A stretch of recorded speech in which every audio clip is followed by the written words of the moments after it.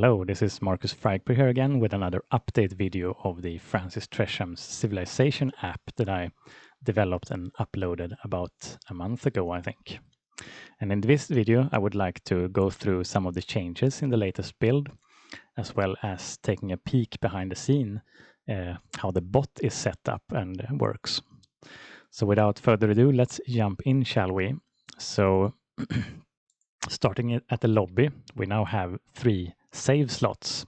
So even though the goal was to be able to play the game in one sitting, I think it's nice to also be able to save the game. And the way this is set up is that at the beginning of every new round, the game will automatically save. So if you were to quit the game in the middle of the trade session, for instance, you are going to lose some progress. So keep that in mind. But otherwise, you have 3 save slots. Another new feature is that you can now play the shortened game variants in the rulebook. So I can go down from 17 AST slots to 15 AST slots, or down to 13 AST slots. And those options will also remove all of the mysticism cards from the game. So those are some new options in the lobby. And if I'm clearing out the first game slot here and start a new game, we can have a look at the UI scale slider, which will come in real handy if you are playing with a 4K monitor, for instance. The UI can look really weird and small, so that's a nice option to have. The log also have a couple of stages, so you can play with a really big log like that, so you can more accurately follow the game in text form. And the show and hide goods button has also gotten the 3-state treatment, so you can now choose between having a player's goods cards always visible, always hidden, or automatically hidden during other players' turns. Those are some nice options to have when playing with multiple players on the same screen, for instance. So about the bot. So developing a bot for a complex game like this could seem like quite a daunting task. But I would like to state down some goals for the bot to begin with. And some of these might be fairly obvious to some people, but it's nice to state them down anyways. So the first goal is that I want the bot to be as hard as possible without using any cheats. And so I know there are discussions whether a bot should be human-like or if it should be fun to play against. But I think a nice starting point is to try to make the bot as hard as possible, and then you can tweak it down from there. But having a bot being hard is usually a good starting point, I find. An example of cheats could be having the bot being able to see the player's hands, or even giving the bot additional resources. But I would like to reserve such options for a ultimate challenge mode or an insane difficulty bot or something like that. I think it's nice if the non-cheating bot is as hard as possible without using such cheats. We also want the bot to react to what the player does, so it doesn't play in a vacuum. And I like the concept of having the hardest possible bot being completely deterministic. And what I mean by that, if the bot is looking at a certain board state, the bot will come up with the same solution every single time.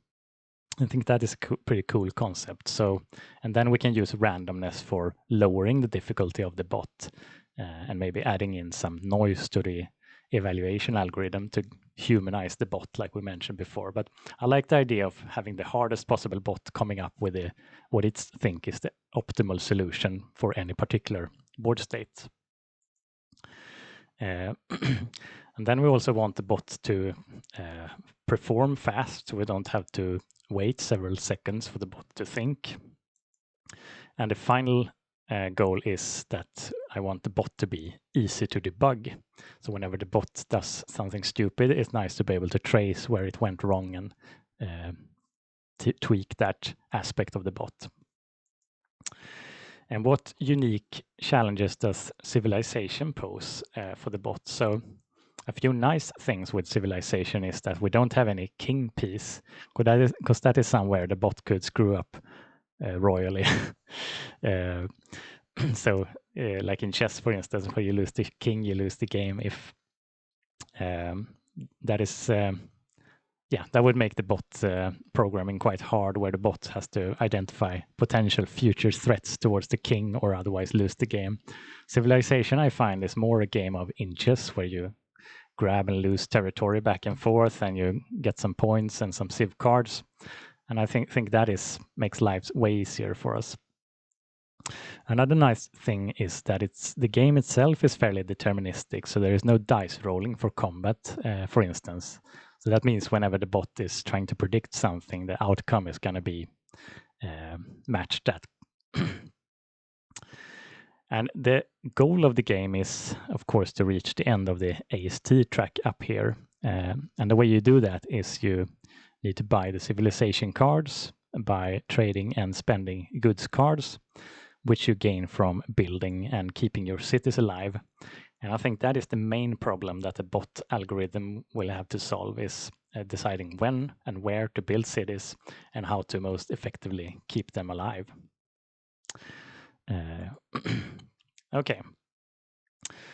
We then have some interesting concepts. So I like to start off with the concepts, which I like to call like simulate, evaluate, and then repeat.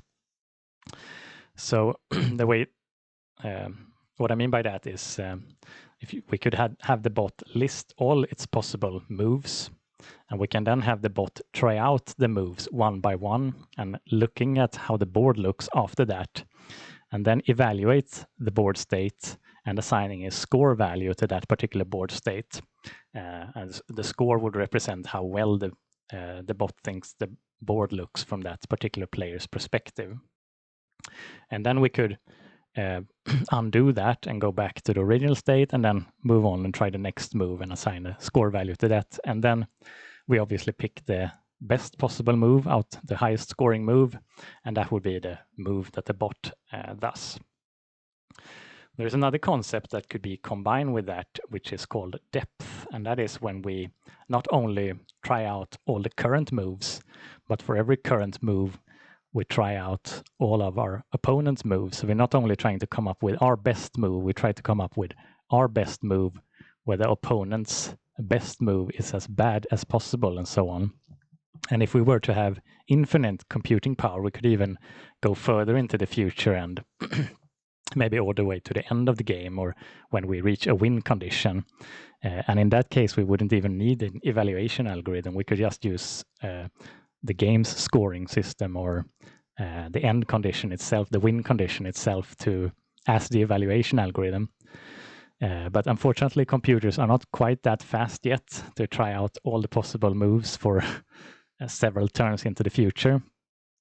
And for that reason, I chose to forego depth entirely and put the effort into the evaluation algorithm instead.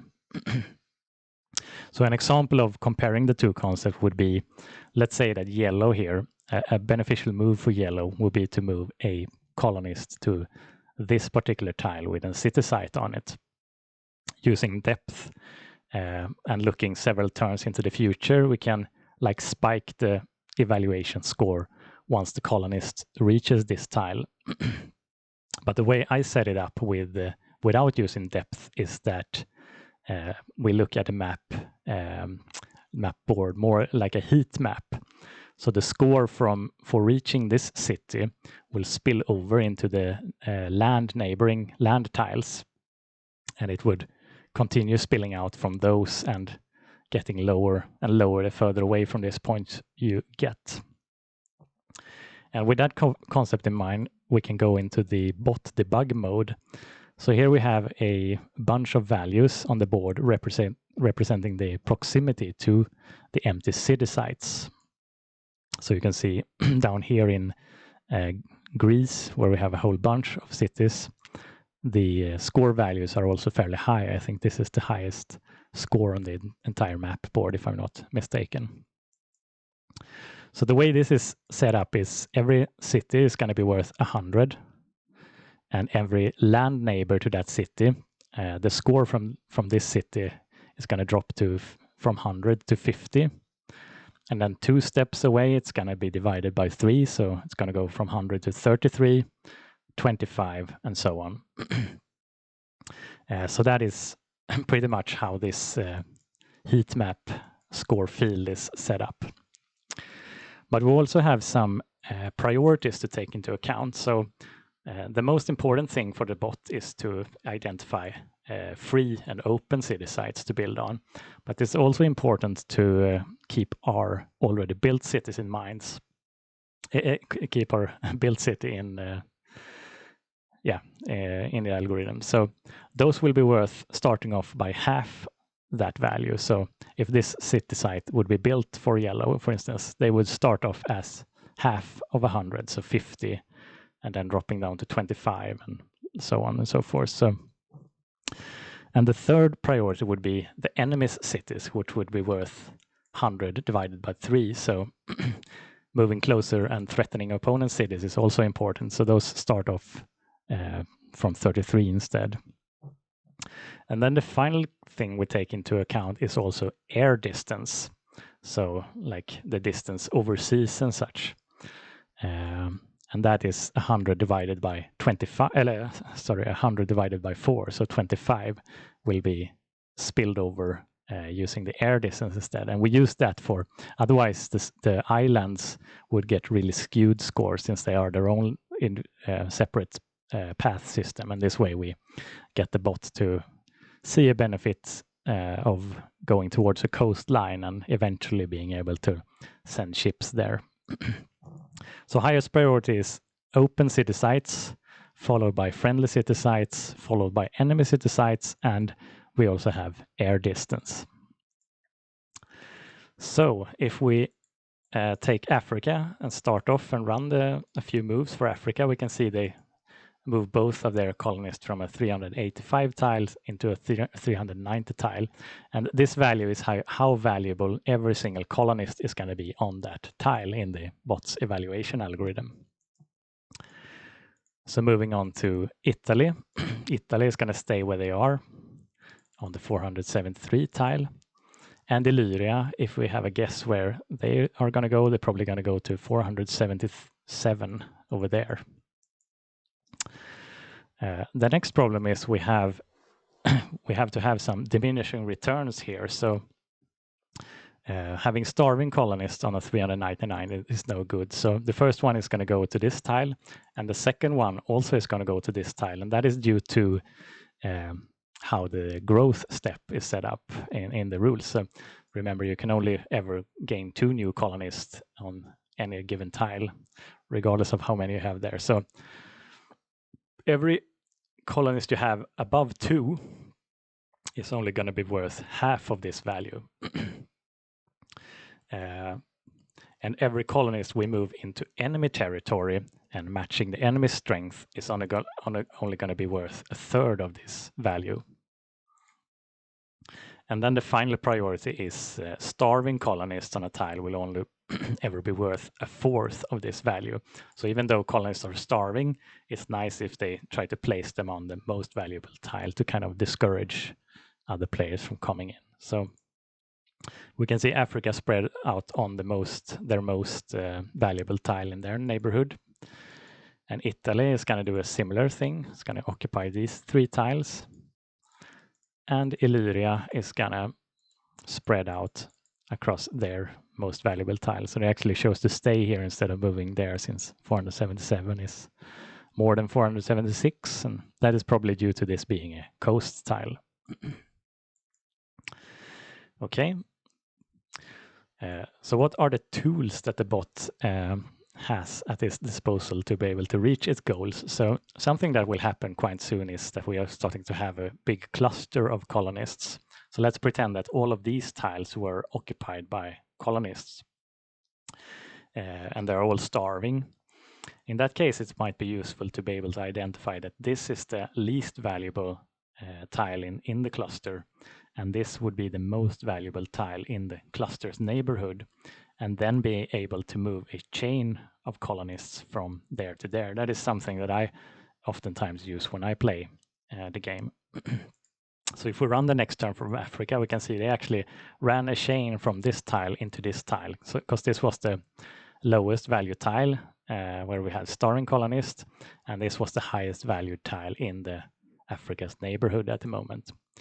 And they will do the same thing again, and then they will start spreading out, and that will result in them occupying the 4 most valuable tile in their neighborhood without missing a growth, 2 on every tile.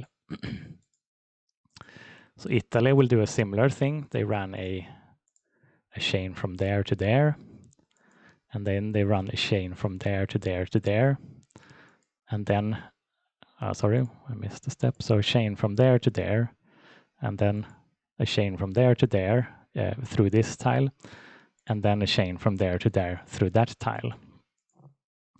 And that is looks nice for Italy. They occupy their most valuable tiles. And then Illyria is going to run a really interesting chain from there through there, and yeah, spreading out like so. Okay, so we enter into round 4. And this is where the bot's way of playing might deviate a little bit from how players would like to play the game. But another tool that we need is to be able to pull in colonists from neighboring tiles in order to protect our cities or build new cities or start sieging enemy cities.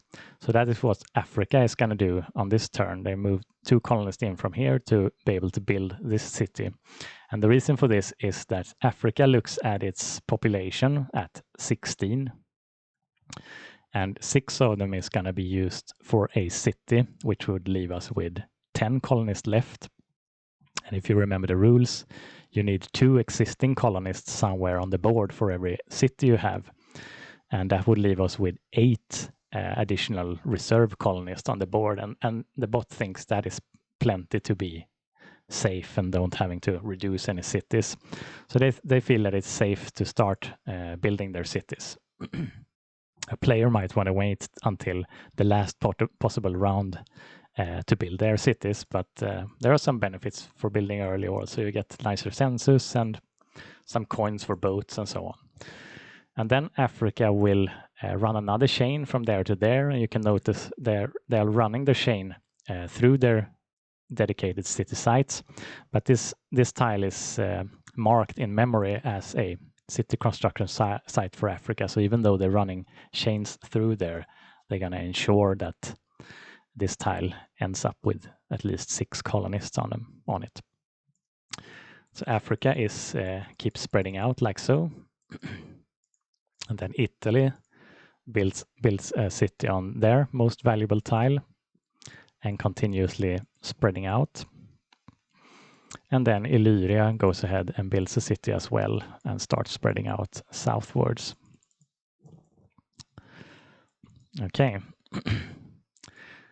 So continuing on, Africa is going to build another city and keep spreading out on their continent. And there they used a boat to jump from this tile to there. So the bot identified that 200, having starving colonists on a 275, it's better to spend the coins on a boat and get 2 colonists on a 343 tile instead. So boats are used in this case as well.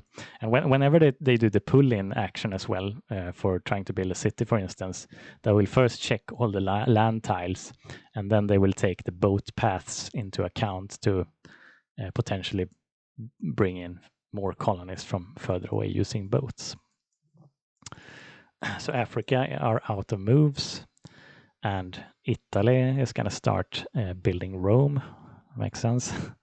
And then they use a boat jumping from there to there, which means they put some pressure on these more valuable Greece tiles. And then they spread out among their most valuable tiles. They are going to miss a growth here, but it's probably going to be fine. And Illyria builds this city as well as start spreading out and using a boat to jump down there. And ending up with 1 starving colonist over there, which is, well, we cannot all be perfect.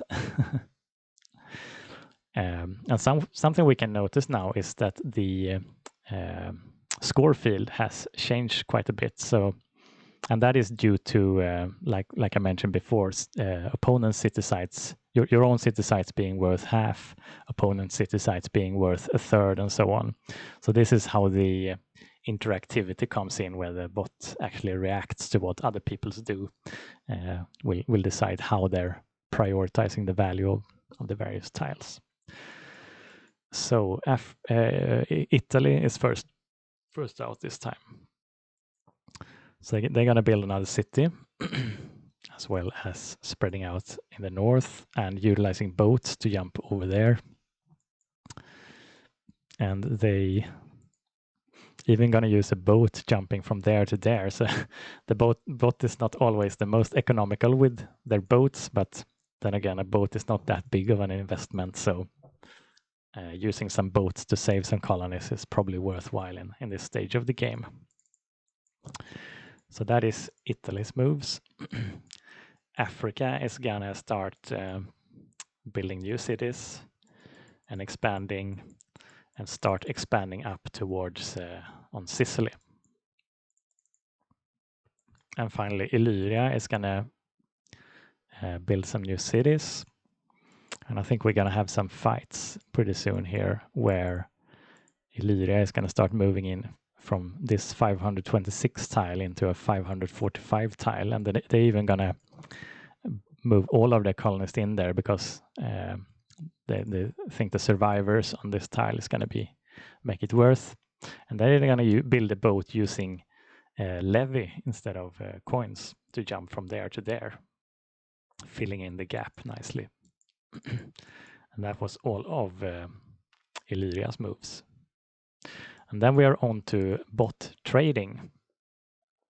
So the way this works, it's fairly straightforward, running the maths of the trade. So Italy identified correctly that getting another salt, bringing the value up from 3 to 12 would be the best move, even though they have 2 hides. That would be getting 4, going from 4 to 9 in value. So they put in salt as a demand. And then for the entire offer, they try to land somewhere around double the value of their demand. So salt is worth 3, so their value of their entire trade offer is aimed towards 6, and that is to give the opponent some wiggle room to try to match the value of the trade.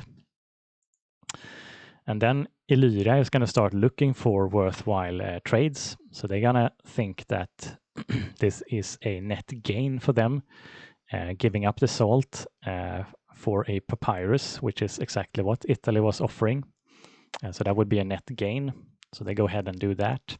And then they're going to put in papyrus as a demand for a trade worth 4, which is double the value of papyrus at 2. And that is going to be answered by Africa, which thinks that iron is better than no iron. So they're going to give up, they're even going to give up 2 more, 6 for 4, but the iron is going to move nicely from 2 to 8, so a net gain for Africa. And initially, my plan was to make the bot more stingy with its trades, but since trades are oftentimes win-win in the game, if, let's say, we have 2 players trading like crazy and 1 player being stingy, I think the 2 trading players are gonna run away with the game. So turns out that trading more liberally is the more beneficial way to play the game. So the bot is quite liberal with the trade. And here we have no more trades to do. And then Illyria is going to pick up the mysticism card. So this is also fairly straightforward, running the math of what we can afford and so on. But since our next goal is trying to grab 3 colors, our first 3 colors are going to give some extra score when the bot determines what to buy and so on.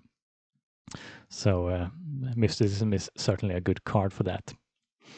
Another challenge we have when the bots are buying their tools is that in order to actually finish the game with only buying, so the way the game works is by only buying 11 tools cards.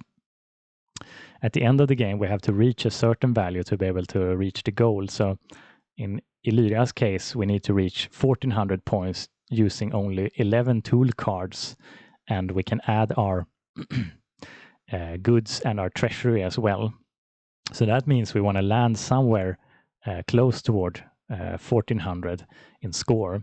And the way I set it up is they're actually going to aim for 100 less than that. So they would see 1300 in worth of tools would be fine to be able to comfortably reach the finish line with making up the final 100 points using goods and treasury. And the way this value is enforced is that it starts off fairly open, but as they get more tool cards towards the maximum of 11, the threshold is going to be more enforced. So they're going to be forced to buy more and more expensive cards, and yeah, finally only being able to buy expensive cards so they can reach the value. So no one else could afford anything, so we moving on. And Italy is going to move a whole bunch of guys down there, even using a boat from there to there to build a city on this tile, and they're bringing in 4 additional personnel because this tile already have 4 population on it. And then we're going to spread out and improve our board position. It looks like we brought a whole bunch of guys down to this tile, which is probably a good idea since that's an important choke point towards Africa. And then Africa is going to start building up Sicily, as well as some new cities on their continent, so 2 new cities for Africa.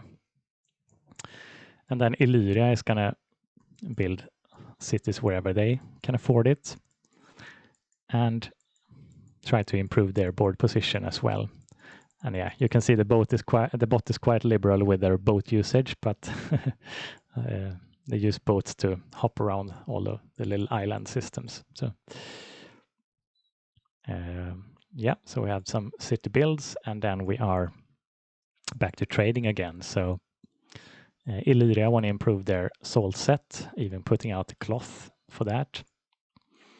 And Italy doesn't seem to have much usage of the cloth, so they're gonna also demand salt, putting up the grain. And interestingly, Africa chooses to gain the grains cards for their spending the salt to get the grain, which is an interesting choice, but that deal was 9 and that deal was 11, so they probably found that to be less costly to match. Okay, so next up we have putting up a poker set, and Italy puts their stuff up, and sorry, misclick, and that concludes trading. And Illyria can unfortunately not afford any more cards, so they will have to throw away their least valuable sets, or their sets with least growth potential. But Italy is going to go ahead and pick up music, and so will Africa, which are some interesting choices. And moving on, so here we can see Italy used 2 boats to jump from there to there and 1 boat from there to there, so they can pull in colonists from multiple tiles using boats in order to be able to build. And then we have a siege, so Italy looks at their population and thinks they have plenty enough to commit a few more towards the siege, and after that even have enough for city support, so that is something they decide to do. And yeah, boating in some colonists as well. But that means that Illyria is probably going to answer that by pulling in some colonists to counter the siege and protecting their cities. So those are the priorities that the bot is going to use. Look for cities needing protection, trying to build new cities, and laying siege to opponents' cities. And after that, trying to improve the board position using moving chains of colonists around. Those are basically all of the tools that the bot is going to use on the board. Okay, so Illyria is building up a whole bunch of cities as well. And Africa start building up as well, but are beginning to look a little bit stuck on their part of the map. Okay, so we have a successful defense, and we have a trade where Illyria is giving up bronze for cloth. And Italy wasn't interested in that, and Africa doesn't get to participate in the trade since they don't have 6 trade cards.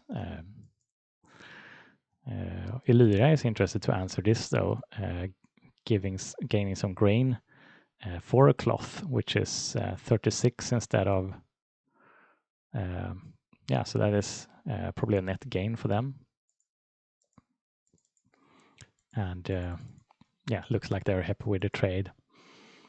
And Illyria is going to go ahead and pick up their 3rd color so they can continue advance. And they also try to use as much of their treasury as possible whenever buying cards, so that they recycle that nicely, since it's the same token that you use to populate the board.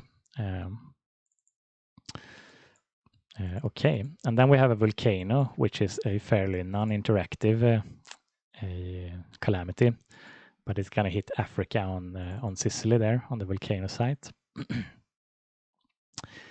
And Illyria managed to move, are the first to move into late Bronze Age, collecting all of the colors needed.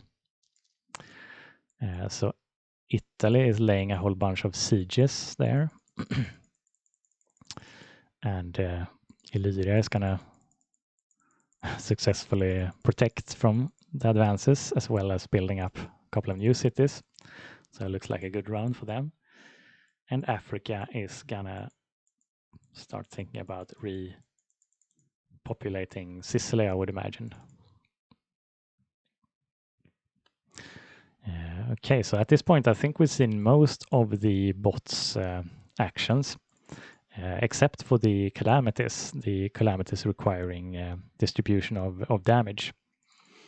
So let's run through the trade. So we have Illyria trading with Africa, gaining some bronze. It's a nice gain. And then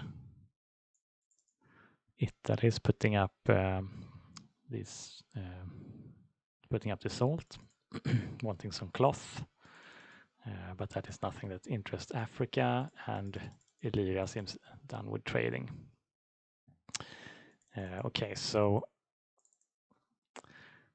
back to buying cards. They choose to pick up astronomy, which is good since they are using a whole bunch of boats, spending all the treasury as well. And Italy is gonna pick up cloth making, which also makes sense as they are frequent boat users, and discarding down to 6 goods, discarding from their least their set with least potential. Is that true? So going from 4 to 9 instead of paper going from 2 to 8, yeah, that makes sense. And then we have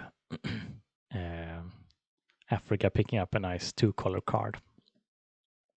And then we have some damage distribution for the famine. So the way that Italy is going to assign this damage is going to look mostly at player standing, using a scoring system very similar to the endgame scoring system in advanced Civ.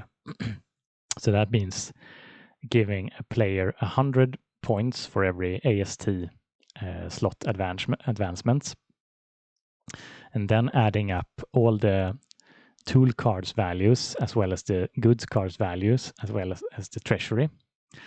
And then they will also add 50 for every existing city on the board. So that is how advanced Civ scoring works.